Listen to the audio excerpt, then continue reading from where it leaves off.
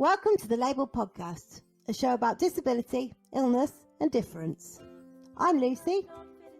And I'm Alice. And that's Lola. Kaleidoscope identity, and this is who I'm meant to be. I'm just labelled me. I'm just labelled me.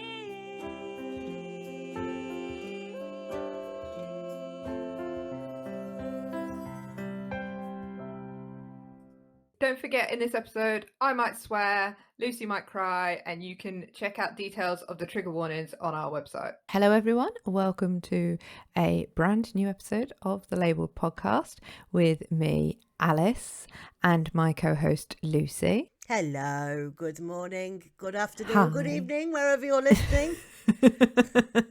Like we're international celebrities. Let's just pretend for a while, shall we? Well, and that's the beauty of podcasts. You can listen at any time of the day. So, Yes. How are you, my love? Yeah, I am not too bad. I am Good. busy as Yes. ever, We but both are.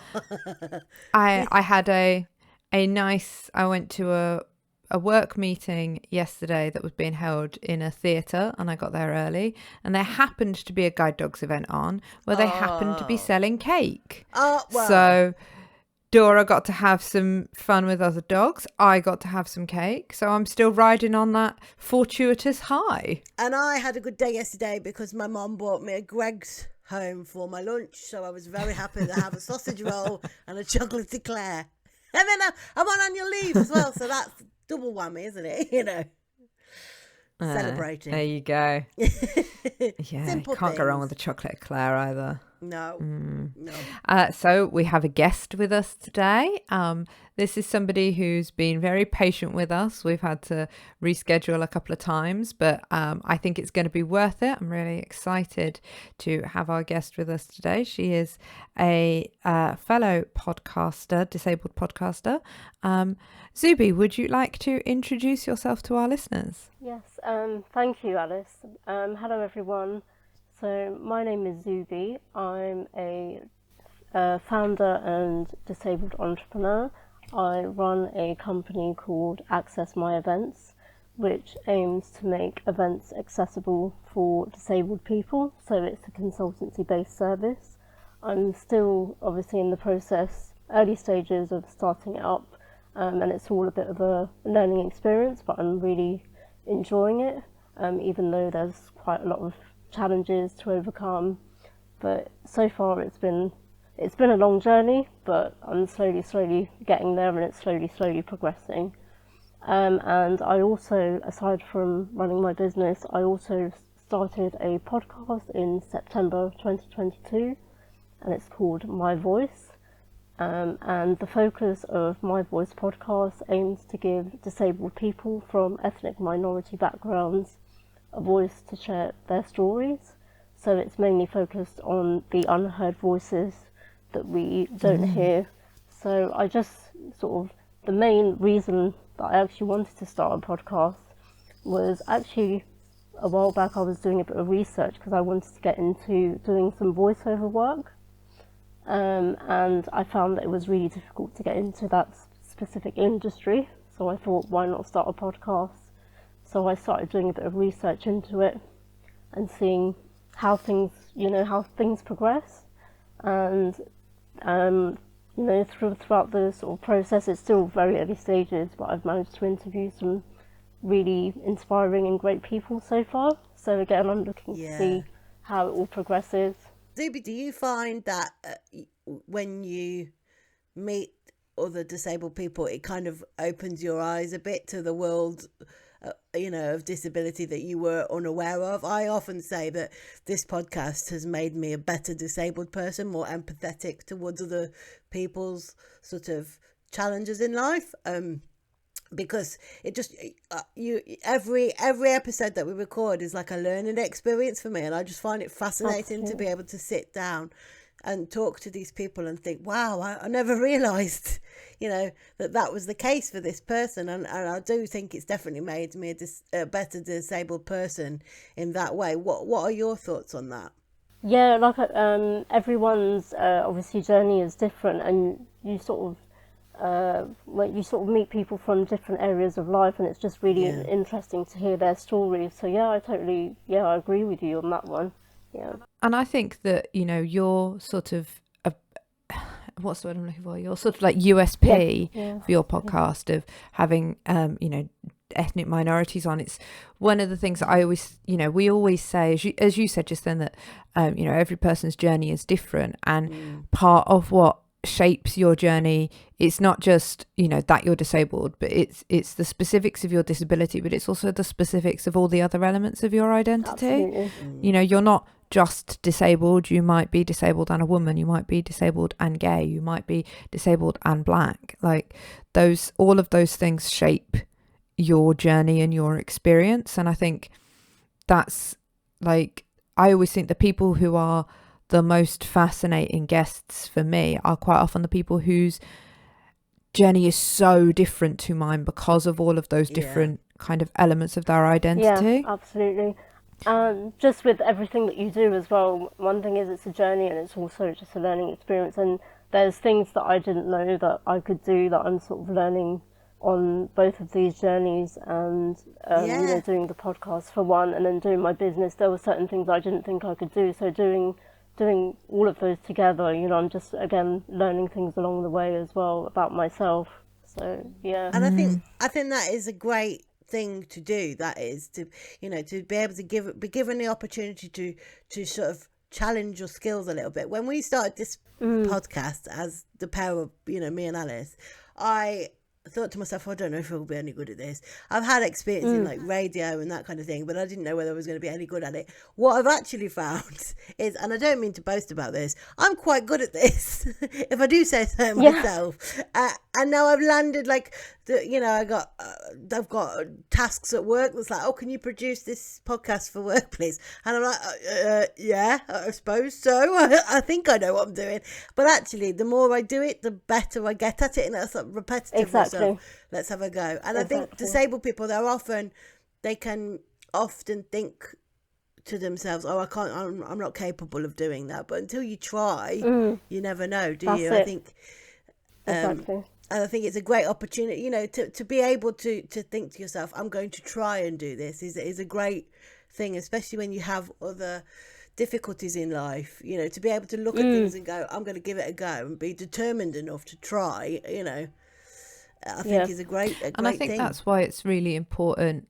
I think that's why it's really important to have different people from different backgrounds, you know, showcasing what they've done, because like, you know, there will be people that kind of, you know, and who will go, I can't do something, and then they'll see someone like them doing it and go, oh, well, maybe I can. And it's about feeling, you know, reflected in kind of the rest of the wider world, isn't it? And seeing yourself in positions of success, even if it's not actually you. Yeah, no, but exactly.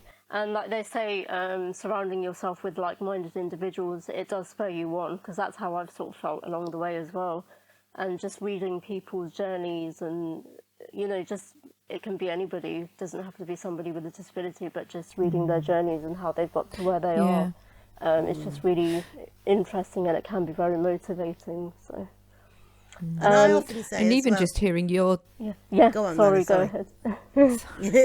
I was just gonna say, Zubee, even hearing you talking about starting your own business, like I've loved kind of the idea of maybe starting something myself, and just thought, I don't even know where I would start with this, like, but that knowing that, like, that you, if you can do it, like, you know, that in the nicest way possible, you're just kind of out there doing it. Like, you're not sort of, you know, a celebrity or like, you know, a CEO or a huge, already, you know, got pots of money behind you. You're just someone who's just gone, I've got an idea, I've got, you know, I'm going to push my skills and I'm going to start it. Like, that is, you know, we talk a lot about people being inspired by disabled people for the wrong reasons. But for me, that's really inspiring. That like exactly. you've just gone, fuck it. I know I'm not anyone special, but I'm going to do this because I want to, and I can push myself to But do you it. won't believe this. Well, I've had the idea for a long time, and it's like literally it's taken me like 10 years and I'm still doing it. There were many times that I actually wanted to give up, and it hasn't been an easy journey, I've got to tell you that. And to this day it's still not been easy. But what I found is when I started, and still it can be very difficult as a disabled person, there's a lack of support out there. And as somebody who is new to business, it is very, very difficult to start or even to find a way of what you're supposed to be doing and how to go about everything. So it hasn't been an easy journey. So if you think about it, Zubee, as well, if you think about the challenges of setting up a business in the first place, whether you're disabled or non-disabled. So if you're a non-disabled person, you think, right, I'm going to start a business. There is so many challenges before you've even like made your first little bit of money. But if you then add the disability experience on top of that, you think, how am I going to cope with, fluctuating pain levels, energy levels, that kind of thing? So getting the right support in place so I can actually attend meetings. You think of all of that extra stuff on top. All of that process. It's just, before you think, I'm exhausted, but I'm not even going to bother. I'm exhausted. Like, do you know what I mean? And I think the thing that puts me off is just that, like, the idea that I know that you're either going to be in a position where you're constantly battling against people's expectations because they're going to think, but she's disabled, or the other way around, that people are going to be constantly going, oh, you're so incredible, when you just put your shoes on, it's and it's that makes me go, it's the raising your head over the parapet element of it a little bit that makes me go, I don't know whether I want to put myself through it. My thing was, like, initially sort of starting out were sort of getting businesses to believe in what I'm trying to do, and getting them to sort of come on board has been very difficult. So that has been a bit of a challenge. Can you tell us a little bit about kind of your business and what you do? Sorry, Lucy, I think that was exactly what I was going to just ask.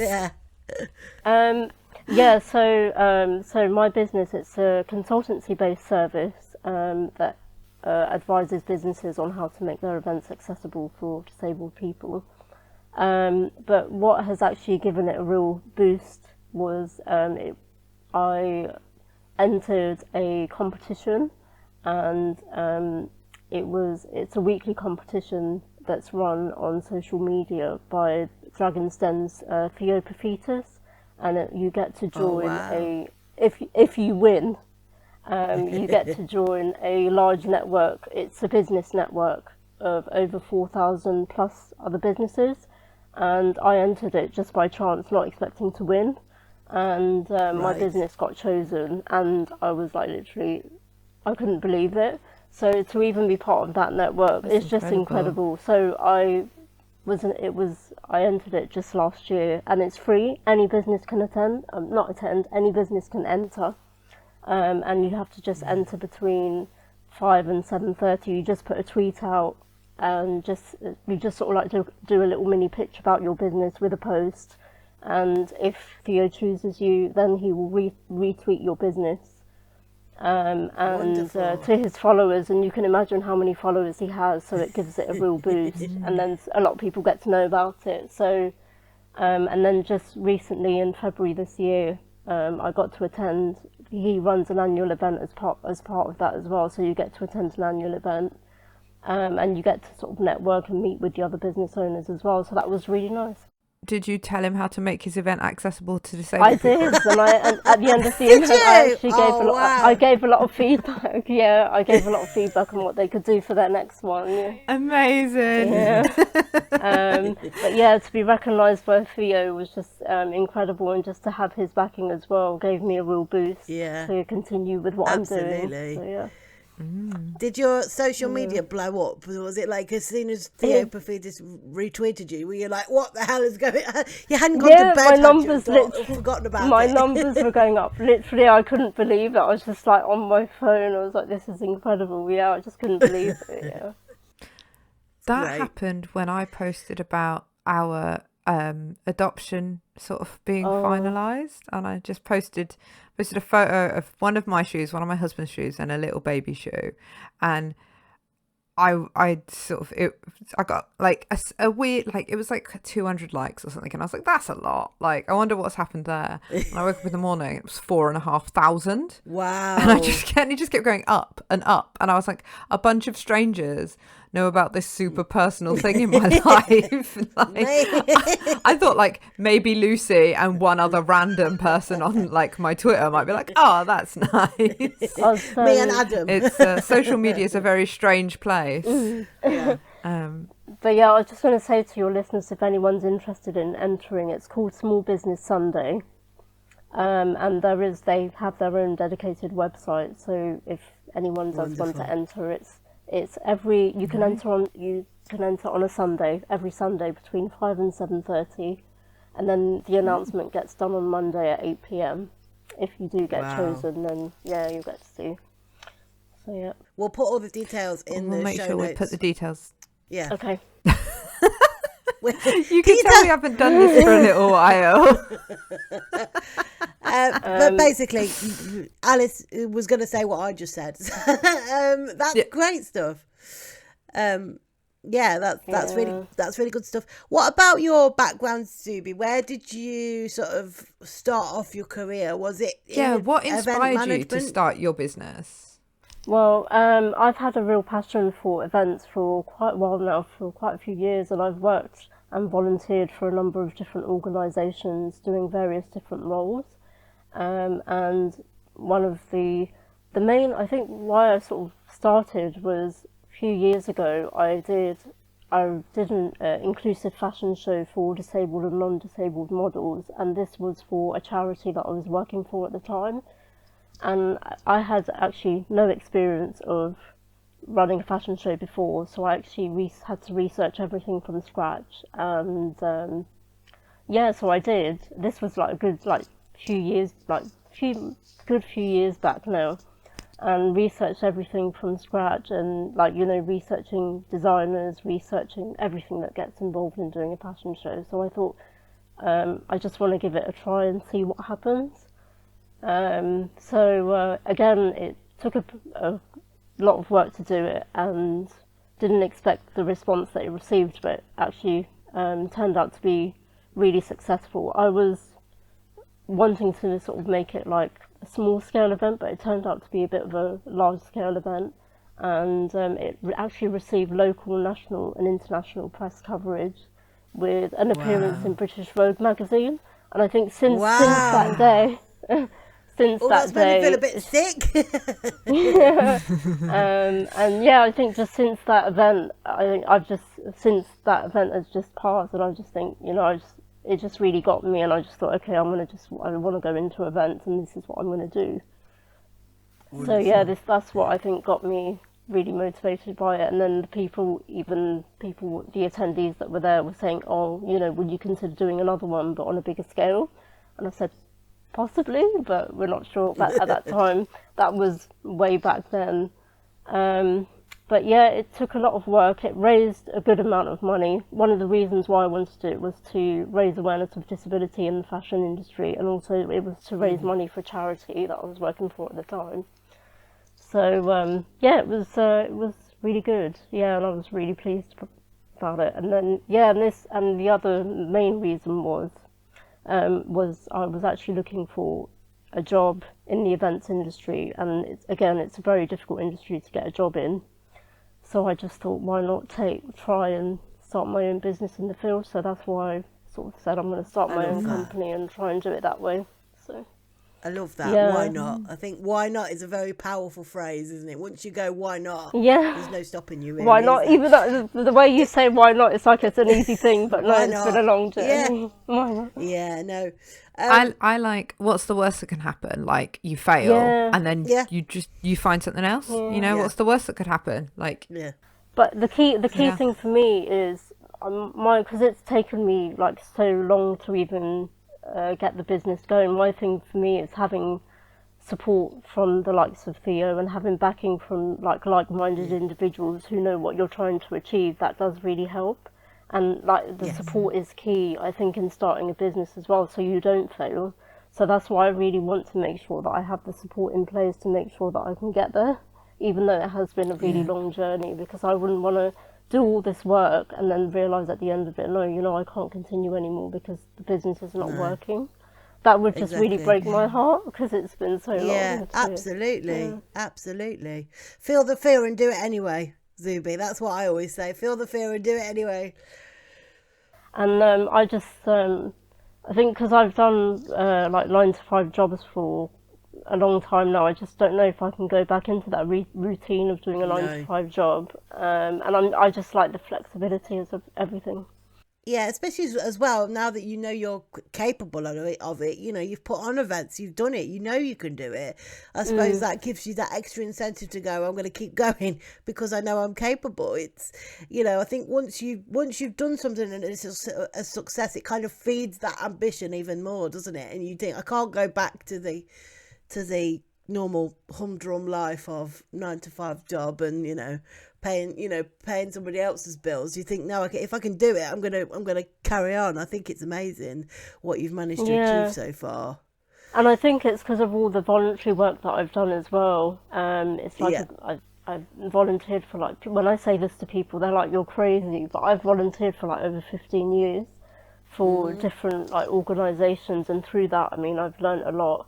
And it's helped me to get to where I am today, I think. I mean, without it, I don't think I would have been able to even halfway even consider like starting a business, starting a podcast. Like it's been good. How receptive do you find, like, you know, event organisers and events, sort of venues and spaces, to your, you know, to your advice and guidance for how to make their events more accessible? Well, I've got to say it hasn't been easy. Like initially when I first started out as well, and I started to approach businesses, the initial response would be positive.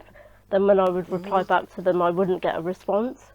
So it was a case of having to try and keep following up. But I'm one of those people that if I really want something, I really do try and persist. And to add to that persistence, last year, I was the first disabled person to take part in an Asian wedding fashion show. And again, this is one company that it was a national Asian wedding show. And this was one company that I really, really wanted to work with. And I had to be really, really persistent with them and say, you know, could you please at least try it with one disabled person? So they did do it with me. So that was really good. I didn't know what to expect, but I really enjoyed the experience, but it was a learning experience for them at the same time because they hadn't used a disabled person before.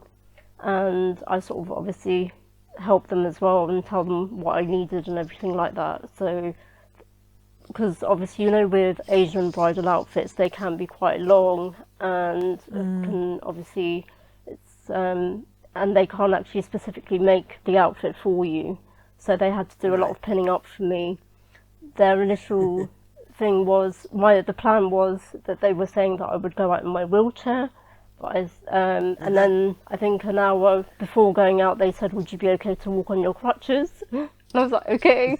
So I ended up having to walk on my crutches, but thankfully I thought that was the best choice in the end, because I think me sitting in the chair, it wouldn't have worked. Because the outfit would have just gone, you know, I wouldn't have been able to propel myself in the chair. So it was the best option, and it turned out to be, as soon as I got out, obviously being my first time, I was nervous.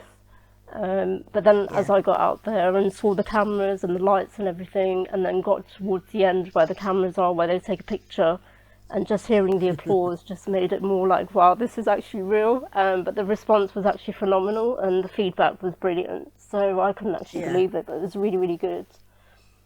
Yeah, that's great. I mean, I know that event organisers, you know, I have experience of it in my day job. You know, we talk to companies about accessibility and stuff, and the immediate, they get it completely and are completely on board, or the other side of the coin is they're frightened because they think it's going to cost loads of money, and you know, oh, we won't. Everything's fine, it's fine, and like you tell them about the purple pound and the you know the monetary spending power of disabled people and their families, and then they start to go, oh, that's quite a lot of money, and it just boggles my mind, because if they get the access right, it benefits everybody, not just disabled people.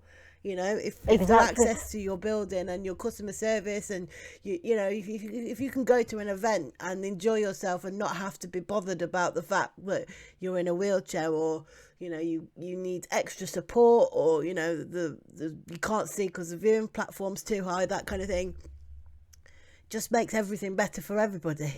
You're more likely to go back and enjoy yourself again.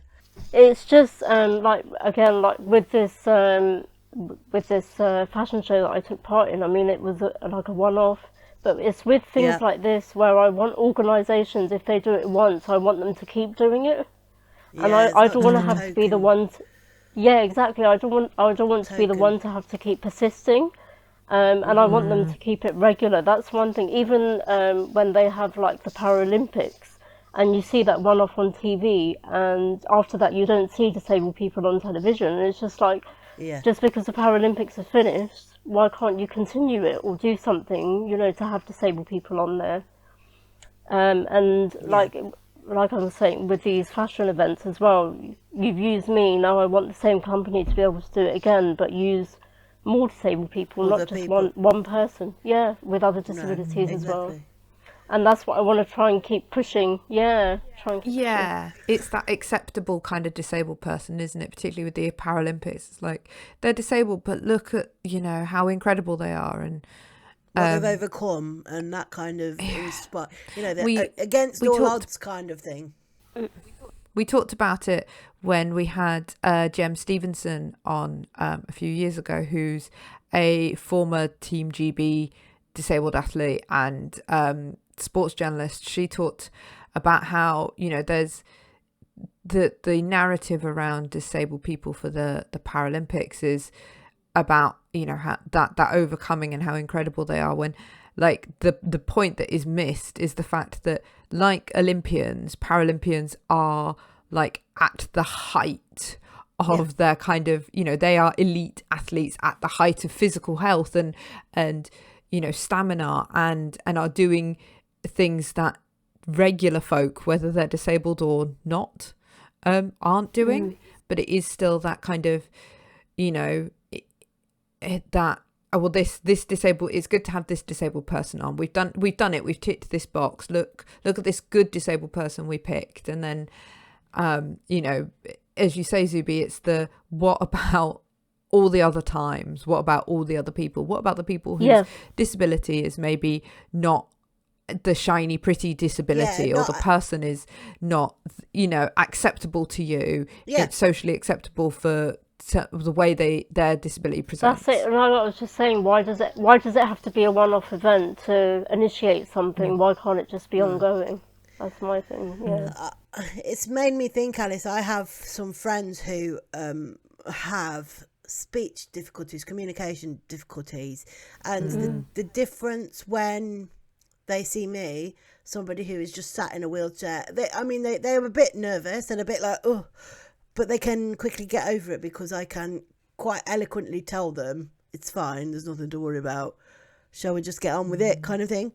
But then if I'm with my friend who's got speech difficulties, they immediately clam up, because they don't want to ask any questions, because they can't understand. They're panicking because they think I can't understand them.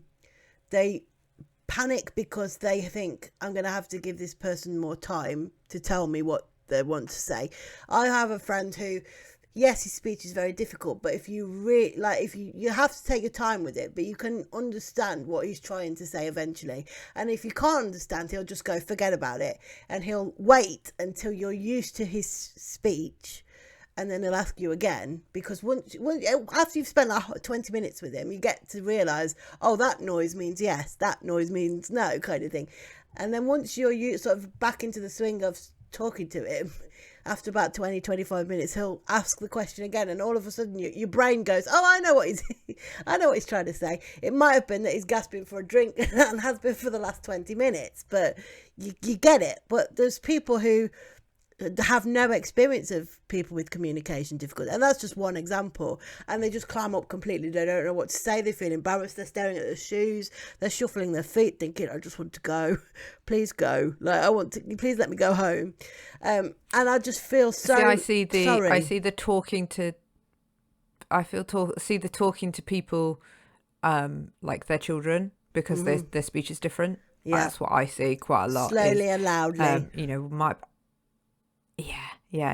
I might be working with somebody with Tourette's who's doing a law degree or something, and then their doctor's going, and what's the problem today? And I'm like, just how dare you? How dare you? Just because this person's got tics or communicates differently, it makes it's that hierarchy of disability, isn't it? I often think that I'm quite privileged because I'm an acceptable sort of palatable disabled person, but I know that other people aren't so lucky, and to have that extra bit of what's the word I'm looking for? Condescension. Yeah, condescension all the time it would drive me bananas. Absolutely bananas. I mean, I get condescending people all the time, but not to the level of every time I look at somebody or try and open my mouth, it's just and it boggles my mind, because I think to myself, if you just gave yourself a little bit of time, it would be absolutely fine.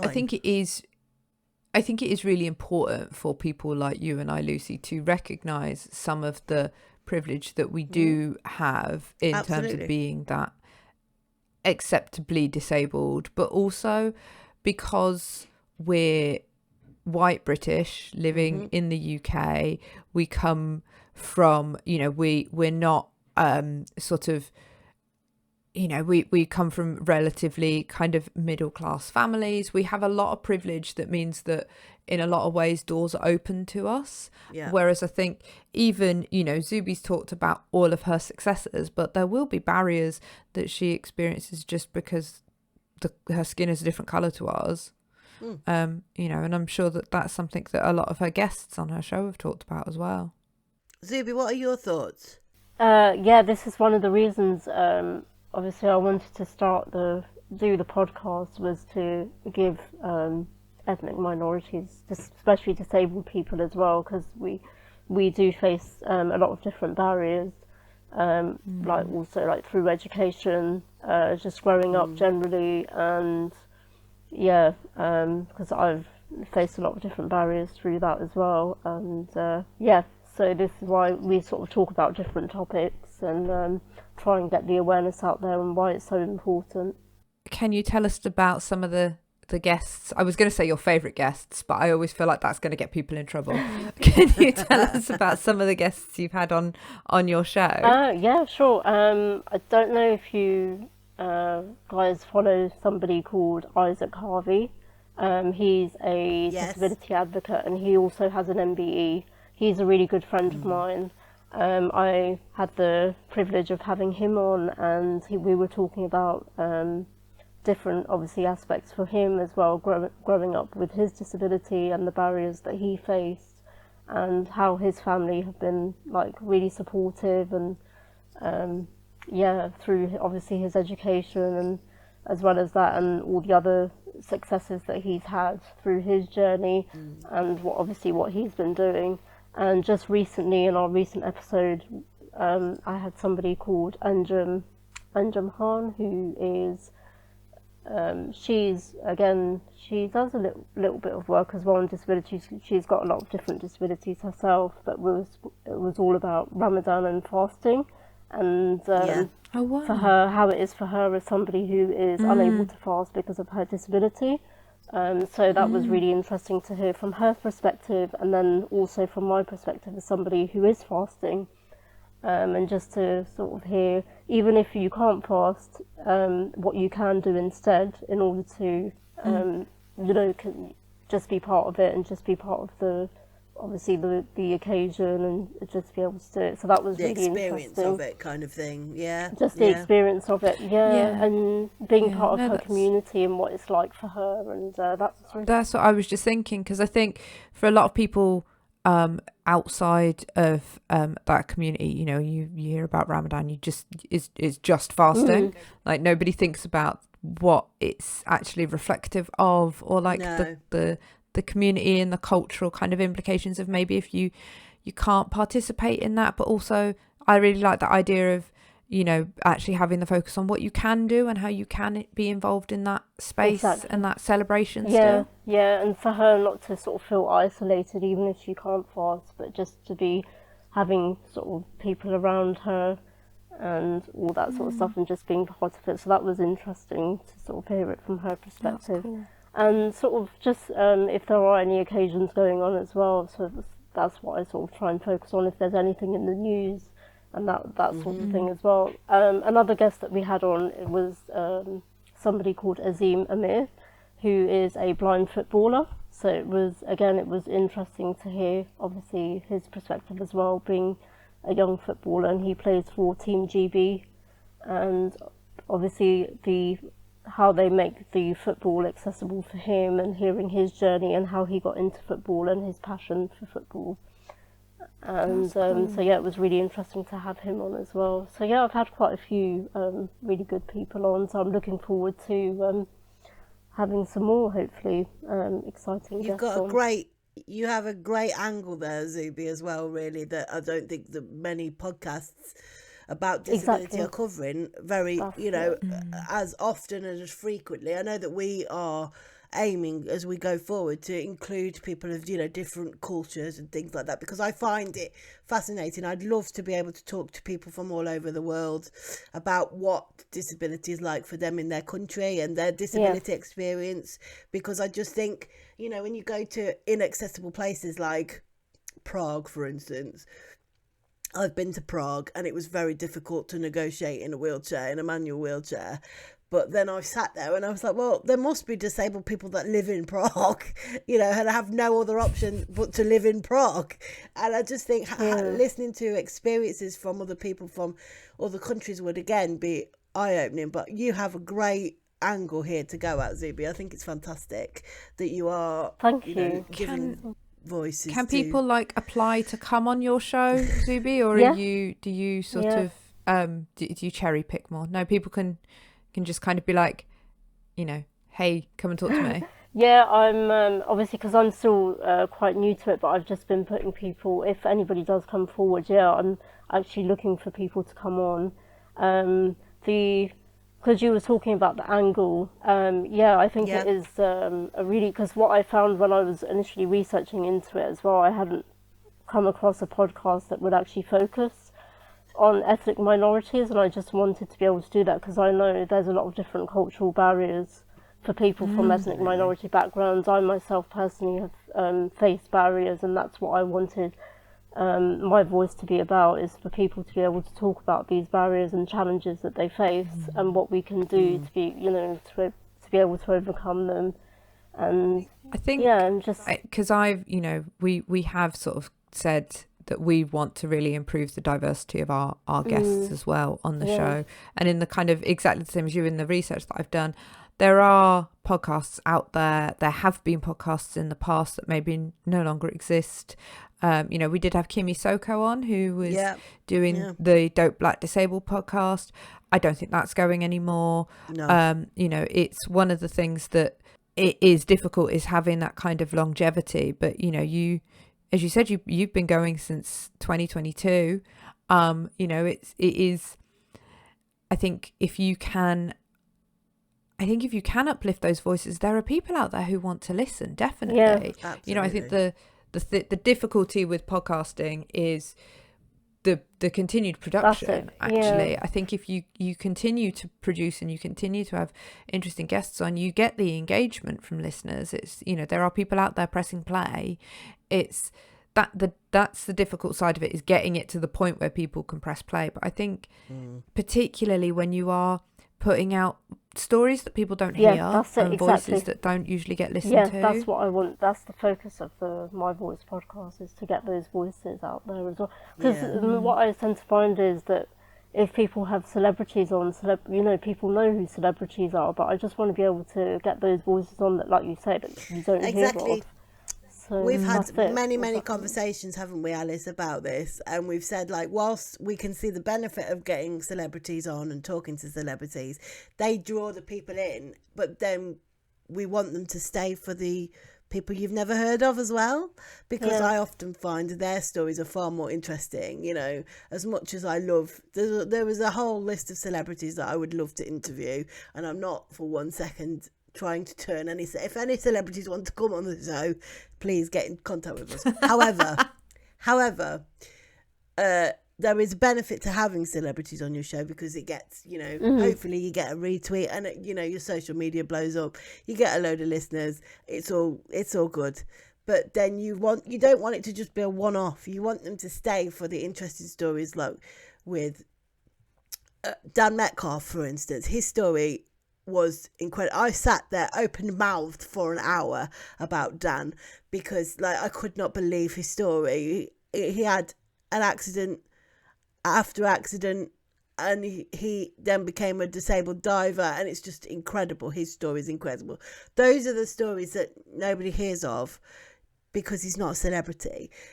And those are the stories that I find so engaging and interesting. And those are the kinds of stories you want people to hear. You know, you work hard to produce a podcast, and you want people to hear the hidden world of disability. People who have gone through so much stuff in their lives, but are still continuing to make a success of themselves and, you know, making a difference in the world. They're the stories that I find really interesting.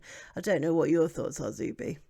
Yeah, I mean, there's a lot. I'm sure there's a lot of disabled people out there, but you don't hear about their stories or their journeys or anything. So this is like giving them like the opportunity to be able to do that and to be able to share, you know, their successes, obviously the barriers that they face, and also obviously their achievements, and just to be able to motivate other disabled people as well. It'd be just great just to have people on like that as well. So yeah, I think it's really good. Just wanted to add with the podcast as well, it's recently actually, I'm actually really pleased to share that it actually received some funding from the National Lottery Community Fund. So I'm obviously excited to see how, you know, furthermore I can, you know, develop it as well and get more guests on as well. So I'm really looking forward to that. Zubee, you seem to be in all the right places at just the right time. It's amazing. Oh yeah, I'm really impressed. It's great. I mean, I didn't expect that at all. So yeah. No, I know, it's amazing. I do hope, Zubee, that we'll be able to sort of work together, you know, further down the line to sort of help each other out a little bit, because I think there's some great work that we could perhaps do together if that's something you're interested in. I think that's something that we'd like to do. Alice, I don't know what your thoughts are. There's definitely I think a shared ethos about uplifting those voices, and I think you know, if we can support one another to keep doing that, then that would be, you know, a wonderful partnership for us to try and cultivate. For sure, yeah, definitely 100%. Yeah, that sounds brilliant. Absolutely. Wonderful. Yeah, no, it sounds fantastic. What are your plans for your business going forward? You know, will we see you on Dragon's Den anytime soon? Because the thought of going on Dragon's Den, whether I've got a business or not, petrifies me. No. You know, I couldn't do it. No. Yeah, what are your plans for the future? Well, I would like to see it get off the ground. It's still, like I said, it's still sort of a bit of work in progress, but I would like to hopefully get some businesses on board to sort of join in making events accessible for everybody. So yeah, like I said, it's all still a bit of work in progress and networking and sort of attending events and stuff, so it's still an ongoing process, and yeah, just looking forward to seeing really what happens, and yeah, still keep going with it. Yeah. Sort of into the unknown with a kind of very positive attitude, Zubee. Trying to, yeah. Yeah. I also just want to try and get some work as well in the meantime. Hopefully I can get something, but maybe on a freelance basis, but we'll see, because that'll be really good as well. Because I'm one of those people when people sort of hear about me, I'm just like, I can't sit at home and just be doing nothing. I have to be doing something. No. Because I get bored really easily. So yeah, I just have to be doing things. I'm on annual leave this week, and I know. You see, I'm just tired all the time. So I'm on annual leave this week, and I know for a fact that at some point I will be staring at a Google spreadsheet because I just can't leave it. It's one of them things. She does love a spreadsheet. Everybody knows it. I do. Yeah, but I can't switch off. If I've got an idea going around in my head, I'm often up early going, I've sorted it, by the way, because otherwise my brain just bullies me until I get something done about it. So I understand that feeling, Zubee, completely, about not being able to sit still. I mean, if you're looking for stuff to do, Luce, I've got some laundry that needs doing, dishwasher needs unloading. I don't know how accessible your house is. To be fair, I might just sit in the garden. My house would not be accessible to you, unfortunately. There you go. No, thank you. All right, but otherwise, she'd be on board. I was just going to say then, if there's any event companies out there that would be interested in using my services, then please do get in touch with me. Wonderful. We'll also make sure we put all of your details on our. Shall I just not be here? Details in the show notes. It's fine. We take it in turns. Last time you got in there first. It's fine. We're a bit out of practice, folks. It's been a couple of months since we managed to sit down to record anything. So I think we need to do a practice run, don't we? Of learning how to speak. Anyway, Zubee, is there anything else you want to talk about with us today? Not that I can think of. No, I think the main bit is. I don't think there is. No, I think I'm okay. We've covered everything. Do you want to tell people where they can? Yeah, she's covered everything. Do you want to tell people where they can find you, like online and stuff? Yeah, sure. So I can be found on Facebook, Twitter, Instagram, and LinkedIn, and the handle is Access My Events for all of them. Great stuff. We will make sure that we put all the links in places where people can find them when they're looking for this episode, so it'll be alongside the transcript and things like that. We will keep an eye out for you, Zubee, and when you are on Dragon's Den, I will be tuning in, cheering you on. Give us a secret wink when you're on Dragon's Den, Zubee, so that we know. I don't think I'll make it that far. I don't think I'll be good at anything like that.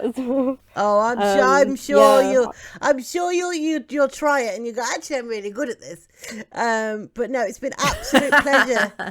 It's been an absolute pleasure to talk to you today, Zubee. Thank you so much for joining us today. Yeah, no, thank you so much for having me on. Yeah, great. I look forward to sort of hearing it when it's out. Yeah. Yes, great. This episode is part of our first proper season of the show. So there will be episodes coming out in the following weeks, and then we'll be done for a bit and having another break. But make sure that you are following us on social media so that you know when we're releasing seasons, and obviously follow the show on your podcast player so that you never miss an episode. I think we're done for the day, Luce. I think so. Shall I go and make a cup of tea?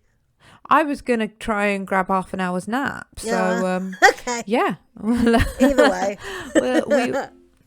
We will see you all next time. Okay. Thank you so much. Thanks, Zubee. Shh. Don't wake Dora. Thanks for listening to the lABLEd podcast. If you like the show, you can rate, review and subscribe, and you can follow us on social media at lABLEdPod. This episode was edited by Adam Hall. Our music was by Maisie Crunden, and we'd like to thank the rest of the team involved.